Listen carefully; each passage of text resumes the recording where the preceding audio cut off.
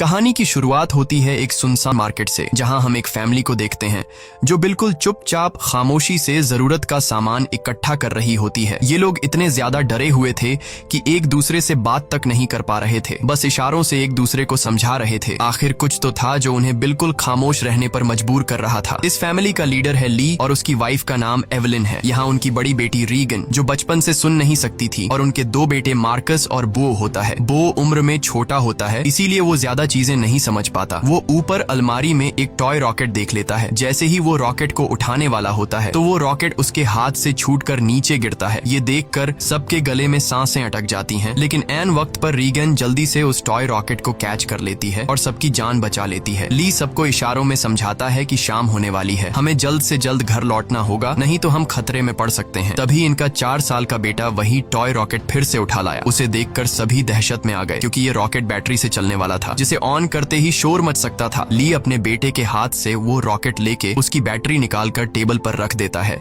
इसके बाद वो सभी घर के लिए निकलने लगे, लेकिन बो उस रॉकेट को साथ ले जाने की बार बार जिद कर रहा था। इसलिए रीगन चुपके से इस बिना बैटरी वाले रॉकेट को उसके हाथ में थमा देती है और वो भी स्टोर से बाहर आ गई। पर तभी उस बच्चे ने रॉकेट की बैटरियां भी उठा ली। इसके बाद ये चारों लाइन से घर की तरफ निकल पड़े। तब हम देखते हैं कि रोशनियों से चमकने वाला ये शहर कभी गाड़ियों के शोर और इंसानों की भीड़ से भरा रहता, मगर आज ये शहर पूरी तरह से वीरान और सन्नाटे में डूबा हुआ है। यहाँ इंसान तो दूर बल्कि परिंदों की भी आवाज नहीं सुनाई देती। हर तरफ एक खौफनाक सी खामोशी छाई हुई है। पूरी दुनिया में अब कमतर ही लोग जिंदा बचे हैं, जिनमें ये 5 लोग भी शामिल हैं। यहाँ हम देखते हैं कि उन्होंने लाइन से अपने घर तक रेत बिछाया हुआ है और ये लोग इस पर नंगे पांव चल रहे थे ताकि कदमों की भी आहट न हो। वहीं मासूम बो रीगन के पीछे था। वह रॉकेट को लेकर बहुत खुश था। तभी बो ने रॉकेट में बैटरी लगाकर उसे ऑन कर दिया, जिससे उस रॉकेट में म्यूजिक बजने लगा। रीगन सुन नहीं सकती थी, इसलिए आवाज पर उसका ध्यान ही नहीं गया, लेकिन जब ली और एवलिन ने उसे सुना तो वो दोनों बहुत ज्यादा घबरा गए। तभी अचानक घने जंगलों के बीच से निकलकर गोली की रफ्तार से भागता एक खौफनाक मॉन्स्टर बो की तरफ बढ़ने लगा। ली जल्दी से खिलौने को बंद करने के लिए बो की तरफ तेजी से दौड़ता है, लेकिन तब तक बहुत देर हो चुकी थी। वो मॉन्स्टर बो को अपने साथ ले गया। उसके बाद हमें 1 साल के बाद का सीन दिखाया जाता है। ली और उसकी फैमिली ने इस हालात में जीना सीख लिया था। ली ने अपने घर में एक रिसर्च रूम बना लिया था, जहां उसने उस मॉन्स्टर के बारे में पूरी जानकारी हासिल कर ली थी। यहाँ हमें पता चलता है कि वो खौफनाक मॉन्स्टर जो बिल्कुल धीमी सी आवाज को भी कई किलोमीटर दूर से डिटेक्ट कर लेता है। अच्छी बात ये थी कि वो मॉन्स्टर पूरी तरह से अंधे थे, लेकिन उनकी सुनने की ताकत इतनी तेज थी कि वे हवा में जरा सी वाइब्रेशन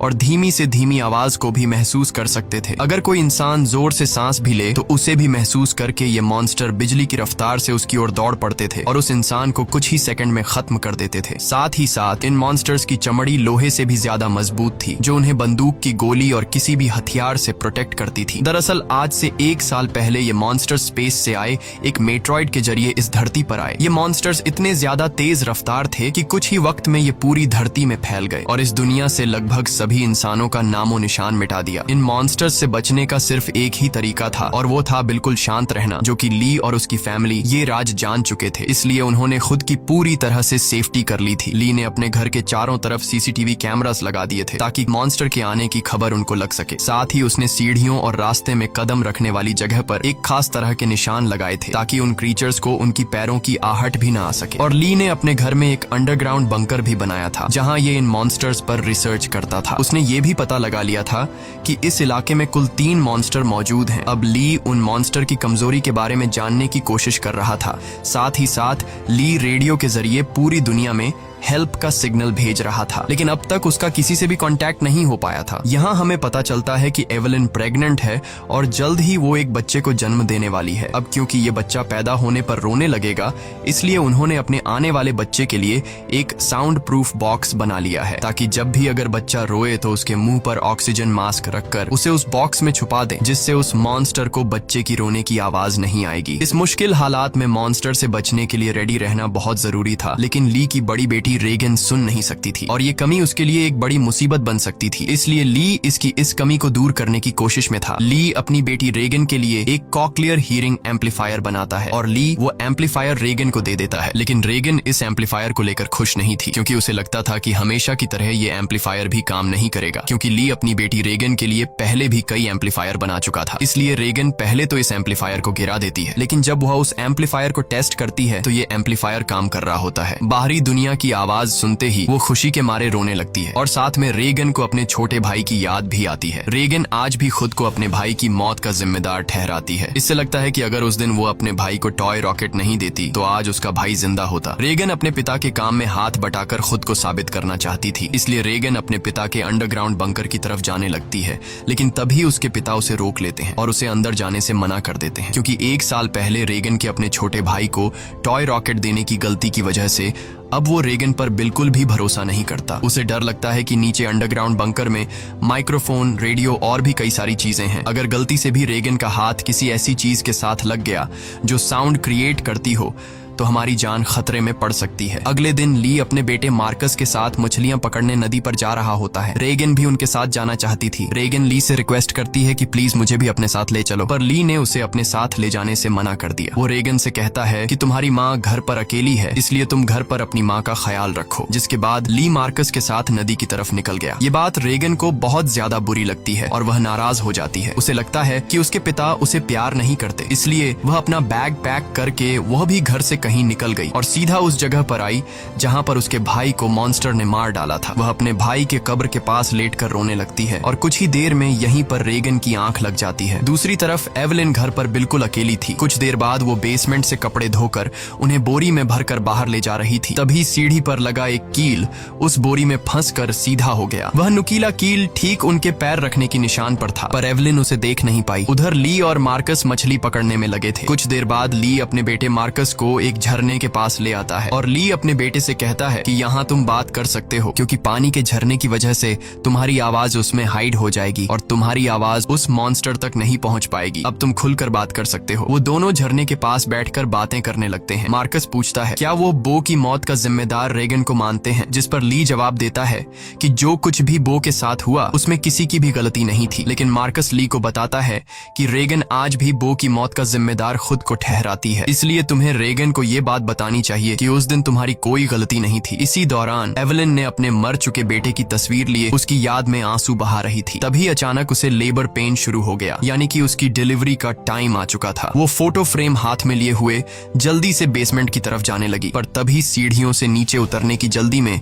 उसका पैर उस नुकीले कील पर धंस गया। एवलिन दर्द से तड़प उठी, पर उसने अपने मुंह से आवाज नहीं निकाली। लेकिन उसके हाथ से उसके बेटे का फोटो फ्रेम छूट गया और तेज आवाज के साथ नीचे गिरकर टूट जाता है। एवलिन ने जैसे तैसे करके अपने पैर को खींचकर उस कील से बाहर निकाला। इस दौरान उसे इतनी तकलीफ हुई कि उसका चेहरा पूरी तरह से लाल हो गया, लेकिन वो खुद पर काबू रखते हुए अपने मुंह से आह तक नहीं निकालती, क्योंकि उसे पता था कि आवाज निकालने का मतलब अपनी मौत को दावत देना है। वो लंगड़ाती हुई नीचे आकर लाइट का स्विच ऑन करती है, जिससे बाहर रेड लाइट जल पड़ी। अब वो वापस ऊपर की तरफ लौटने लगी, पर तभी उसने कुछ देखा जिससे उसके गले में सांस अटक गई। असल में वो मॉन्स्टर उसके घर तक पहुंच चुका था। दरअसल जब एवलिन के हाथ से वो फोटो फ्रेम गिर गया था तो उस आवाज को मॉन्स्टर ने सुन लिया था। डर से कांपती एवलिन दीवार के पीछे छिप गई। दूसरी तरफ ली और मार्कस मछलियां पकड़कर घर वापस लौट रहे थे। तभी दूर से उन्होंने देखा कि घर के चारों ओर रेड लाइट जल रही है। ली समझ गया कि एवलिन खतरे में है। वह तुरंत घर की तरफ भागा। उधर बेसमेंट में छिपी एवलिन डर के मारे कांप रही थी और वो मॉन्स्टर उसे घर के हर एक कोने में ढूंढ रहा था। तभी एवलिन को बेसमेंट में एक टाइमर मिला। यहाँ एवलिन समझदारी से काम लेते हुए उस टाइमर में कुछ सेकंड्स का टाइम सेट करके उसे एक कोने में रख देती है और जल्दी से एक दूसरे कोने में आकर चुप जाती है। इतने में वो मॉन्स्टर वहाँ हलचल महसूस कर लेता है और वो धीरे धीरे उस हलचल वाली जगह की तरफ बढ़ने लगा। वो एवलिन के काफी करीब था। एक तो एवलिन को लेबर पेन हो रहा था और दूसरा उस मॉन्स्टर का डर था। लेकिन एवलिन अपने आप को पूरी तरह से कंट्रोल करके बिल्कुल चुपचाप बैठ जाती है। तभी टाइमर में अलार्म बजा, जिसे सुनते ही वो मॉन्स्टर तेजी से उस डायरेक्शन में भागा। मौके का फायदा उठाते हुए एवलिन जल्दी से अंडरग्राउंड बेसमेंट से बाहर निकली, पर वो जैसे ही मेन डोर से बाहर निकलने वाली थी तो उसने देखा कि एक और मॉन्स्टर घर के बाहर यहाँ वहाँ घूम रहा है, इसलिए एवेलिन वहीं पर दीवार के साथ छिप गई। उधर ली मार्कस के साथ दूर से ये सब कुछ देख रहा था। ली समझ गया कि अगर मैं अपनी बीवी को बचाने के लिए घर पर जाऊंगा तो मैं अपनी बीवी को बचाने के बजाय हम दोनों की जान जा सकती है, क्योंकि उस मॉन्स्टर की बॉडी इतनी सख्त है कि उसे बंदूक से मार पाना इम्पॉसिबल है। इसलिए वह अपने पहले से बनाए हुए एक प्लान पर काम करने लगा। ली ने जल्दी से मार्कस को टॉर्च दिया और उसे जल्दी फ्लेयर रॉकेट चलाने को कहा, जो उन्होंने घर से दूर एक जगह पर पहले ही वहां सेट कर रखे थे। जिसके बाद मार्कस तेजी से रॉकेट की तरफ भाग निकला। दूसरी तरफ एवेलिन ऊपरी मंजिल में मौजूद बाथ टब में भाग आई थी। वह बहुत ज्यादा तकलीफ में थी। अब वह और ज्यादा देर तक बच्चे को रोक नहीं सकती थी। वह बस बच्चे को जन्म देने ही वाली थी कि उसकी सिसकियों की आवाज को महसूस करता हुआ वो मॉन्स्टर बाथरूम के करीब आ चुका था। एवेलिन को समझ आ चुका था कि अब जिंदा बच पाना नामुमकिन है। तभी उधर मार्कस ने रॉकेट्स चला दिए, जिससे आसमान में तेज आवाज के साथ फ्लेयर्स शुरू हो गईं, जिसे सुनकर वह मॉन्स्टर एवेलिन को यहीं पर छोड़कर तेजी से उस आवाज की तरफ भागा और उसी पल दर्द को दबाए बैठी एवेलिन जोर से चीख पड़ी, जिसकी आवाज रॉकेट्स के शोर में दब जाती है। ये रॉकेट्स का शोर और लाइट्स दूर से रेगन भी देख लेती है और वह घर की तरफ निकल पड़ती है। थोड़ी देर बाद ली बंदूक लेकर घर के अंदर आया। उसने देखा कि सीढ़ियों पर पैरों के खून के निशान लगे हुए हैं। वह उन निशानों का पीछा करते हुए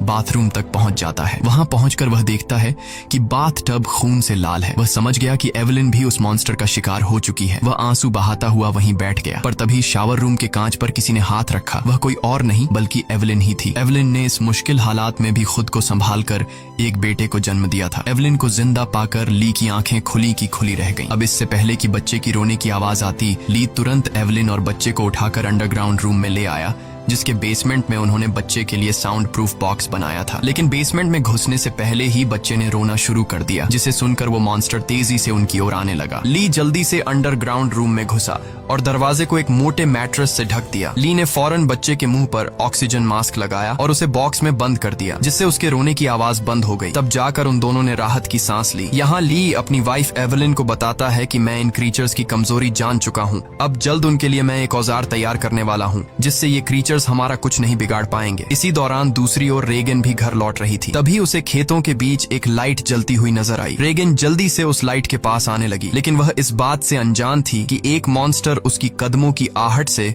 उसके पीछे चलता आ रहा था। जैसे ही वह मॉन्स्टर रेगन को मारने के लिए उसके काफी करीब आया, तभी अचानक रेगन की कान की मशीन से एक नुकीली और तेज फ्रीक्वेंसी निकलने लगी। इस नुकीली आवाज से वो मॉन्स्टर तड़पने लग जाता है, जैसे ये आवाज उस मॉन्स्टर के कान के अंदर सुई की तरह चुभ रही हो। इस आवाज को ये मॉन्स्टर ज्यादा देर तक बर्दाश्त नहीं कर पाता और जल्दी वहां से भाग गया। वहीं यह आवाज रेगन के कानों को भी चुभ रही थी, पर जैसे ही वह मॉन्स्टर वहां से भागा, रेगन के कान में तकलीफ बंद हो गई। लेकिन रेगन को समझ नहीं आया कि आखिर उसके कान की मशीन ने ऐसा क्यों किया। वह इस पर ज्यादा ध्यान न देते हुए लाइट के पास पहुंच जाती है। तभी उसने पाया कि वो रोशनी एक टॉर्च की थी। जैसे ही रेगन उस टॉर्च को उठाने गई, तभी अचानक किसी ने उसका हाथ पकड़ लिया। वो कोई और नहीं बल्कि मार्कस था, जो डर से कांपता हुआ यहाँ छिपा हुआ था। अपनी बहन को देख मार्कस की घबराहट दूर हो गई। वह रेगन से कहता है कि मैं झाड़ियों से तुम्हें छुपकर देख रहा था। तुम्हारे पीछे वो मॉन्स्टर भी आ रहा था, लेकिन पता नहीं वह मॉन्स्टर तुम्हारे करीब आते ही अचानक भाग गया। ये सुनकर रेगन बहुत ज्यादा डर जाती है, क्योंकि उसे ये भी पता नहीं था कि उसके पीछे मॉन्स्टर आ रहा है। वहीं दूसरी तरफ एवेलिन को अपने बच्चों की चिंता हो रही थी। वो ली से कहती है, मुझे डर लग रहा है कि कहीं उस मॉन्स्टर ने मेरे बच्चों को खा नहीं लिया हो। तुम जल्दी से मेरे बच्चों को ढूंढ लाओ। इसीलिए ली अंडरग्राउंड रूम में अपनी वाइफ और बच्चे को सुलाकर वहाँ से बाहर निकलता है। पहले वह यहाँ वहाँ खतरा ढूंढने लगता है, मगर अब वह मॉन्स्टर भी वहाँ से जा चुका था। पर उसने पूरा घर तहस नहस कर दिया था, जिससे वहाँ मौजूद पानी का एक पाइप भी टूट गया था और पानी सीधा नीचे अंडरग्राउंड रूम में जा रहा था। लेकिन ली का इस पर ध्यान नहीं गया और वह बच्चों को ढूंढने खेतों की ओर निकल पड़ा। इस दौरान उधर मार्कस और रेगन अनाज रखने वाली टंकी के ऊपर छिपे हुए थे और आग लगा लेते हैं, ताकि इस आग को देखकर उनके पिता यहाँ आ जाए। ली भी अपने बच्चों को यहाँ वहाँ ढूंढने लगता है। कुछ देर बाद पानी के शोर से एवेलिन की आंख खुल जाती है। उसने देखा कि पूरा बेसमेंट पानी से भर चुका था। पानी ऊपर से झरने की तरह बहकर नीचे आ रहा था। इतने में एवेलिन की नजर अपने बच्चे की बॉक्स पर पड़ी।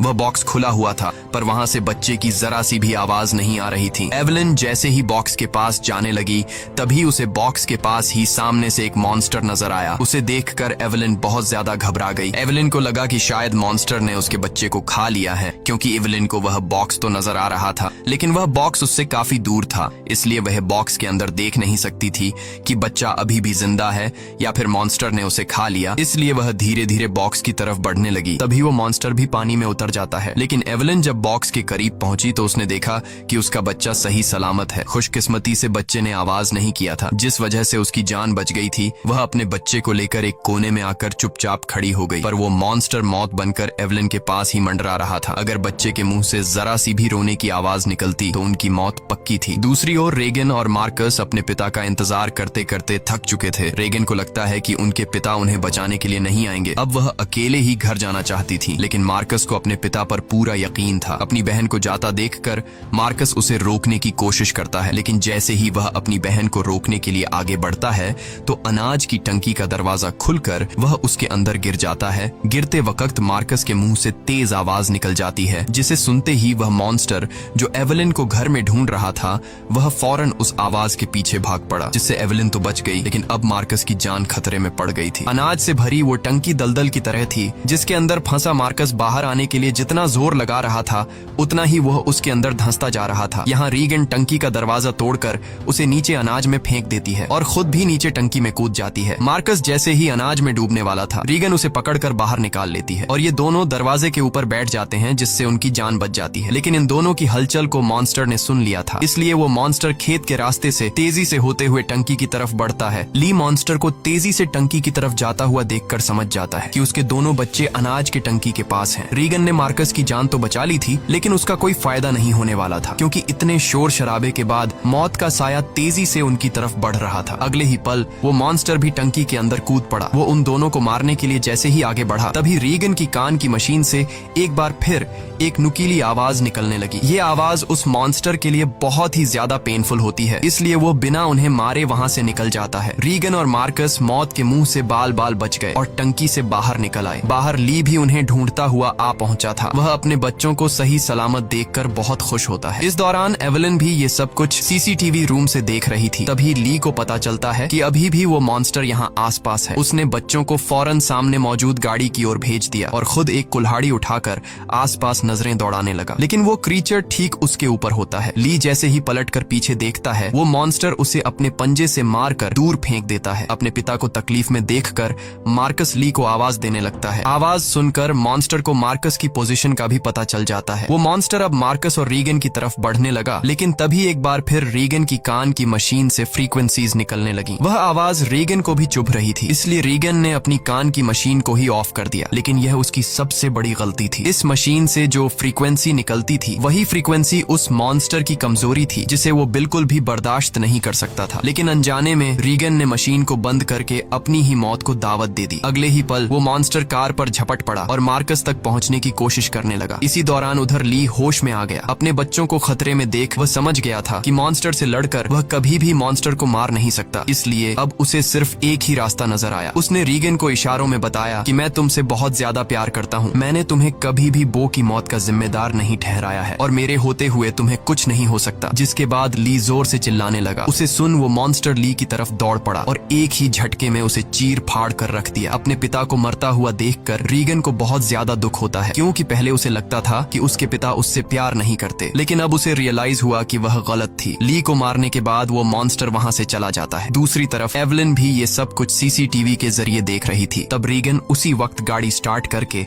अपने भाई के साथ घर आ पहुंचती है। एवलिन ने अपने बच्चों को सही सलामत देखते ही सीने से लगा लिया। तभी एवलिन ने देखा कि वो मॉन्स्टर एक बार फिर से उनकी तरफ आ रहा है। इसके बाद ये लोग जल्दी से घर के अंदर चले जाते हैं, जहां मार्कस और रीगन अपने छोटे भाई को देखते हैं। रीगन देखती है कि उसके फादर उसके कोक्लियर इम्प्लांट के लिए कितनी मेहनत कर रहे थे। अब वो अपने फादर को बहुत ज्यादा मिस करने लगती है। कुछ देर बाद वह मॉन्स्टर उनके घर घुस आया। एवलिन यहाँ बंदूक तान कर उसके सामने खड़ी हो गई। एवलिन के पास बंदूक तो थी, पर वह जानती थी कि उसकी गोली उस मॉन्स्टर की मोटी खाल का कुछ नहीं बिगाड़ सकती, इसलिए अब उन्हें अपनी मौत अपनी आंखों के सामने नजर आ रही थी। लेकिन जैसे ही ये मॉन्स्टर उन लोगों को मारने के लिए आगे बढ़ा, तभी अचानक रीगन के कान में तकलीफ होने लगी। लेकिन दूसरी तरफ उसने देखा कि वो मॉन्स्टर भी अचानक तड़पने लगा। यानी जैसे ही रीगन के कानों में तकलीफ शुरू हुई, तभी दूसरी तरफ वो मॉन्स्टर भी उससे कई गुना ज्यादा तकलीफ महसूस करने लगा। रीगन समझ जाती है कि उसके कान में लगी मशीन जो उसके पिता ने बनाई थी, उसका इस मॉन्स्टर के साथ कोई कनेक्शन है। तभी रीगन का ध्यान अपने पिता के रिसर्च पर गया, जिससे रीगन को पता चला कि उसके कान कान के मशीन से निकलने वाली हाई पिच फ्रीक्वेंसी उस मॉन्स्टर की कमजोरी है। रेगन को समझ आ गया था कि जब भी ये मॉन्स्टर मेरे करीब आता तो मेरे कान में तकलीफ होने लगती और ये मॉन्स्टर वहां से भाग जाता। इससे पहले कि ये मॉन्स्टर उन्हें मार देता, रेगन जल्दी से अपने कान में लगे कॉक्लियर इम्प्लांट का पावर और ज्यादा बढ़ा देती है, जिससे निकली हाई फ्रीक्वेंसी साउंड से वो मॉन्स्टर अचानक तड़पने लगा। ऐसा लग रहा था कि जैसे वो हाई फ्रीक्वेंसी साउंड उस मॉन्स्टर के पूरे शरीर में सुइयां चुभा रही हो। यहाँ रेगन की माँ भी समझ जाती है कि ये सारा कमाल कोक्लियर इम्प्लांट का है, लेकिन पावर बढ़ाने से रेगन के कानों में भी और ज्यादा तकलीफ होने लगी। इसीलिए रेगन समझदारी से काम लेते हुए वहाँ रखे एक माइक्रोफोन के साथ उस कान की मशीन को लगा देती है, जिससे वो फ्रीक्वेंसी साउंड वेव और ज्यादा तेज हो गई। अब तो उस मॉन्स्टर का दर्द से बुरा हाल हो गया और उसकी खोपड़ी का आर्मर अपने आप ही खुलने लगा। आर्मर खुलते ही जैसे ही उसका मुंह नजर आया, तभी एवलिन ने शॉटगन से सीधे उसके मुंह पर ही फायर कर दिया, जिससे उसकी खोपड़ी एकदम गुब्बारे की तरह फट गई और आखिरकार वो मॉन्स्टर मारा गया। हालांकि खतरा अभी टला नहीं था। गोली की आवाज सुनकर उस इलाके में मौजूद बाकी के 2 और मॉन्स्टर भी उनकी ओर आने लगे, लेकिन अब एवलिन और रेगन को उन मॉन्स्टर्स की कमजोरी मालूम चल चुकी थी। इसलिए रेगन ने माइक का वॉल्यूम फुल कर दिया और एवलिन उन मॉन्स्टर्स को मारने के लिए तैयार हो गई। इसी के साथ ये कहानी खत्म हो जाती है। अगर आपको वीडियो अच्छी लगी हो तो हमारे चैनल को सब्सक्राइब और वीडियो को लाइक जरूर कीजिएगा। और अगर आपको इस मूवी का सेकंड पार्ट चाहिए तो नीचे कमेंट में पार्ट 2 लिखें।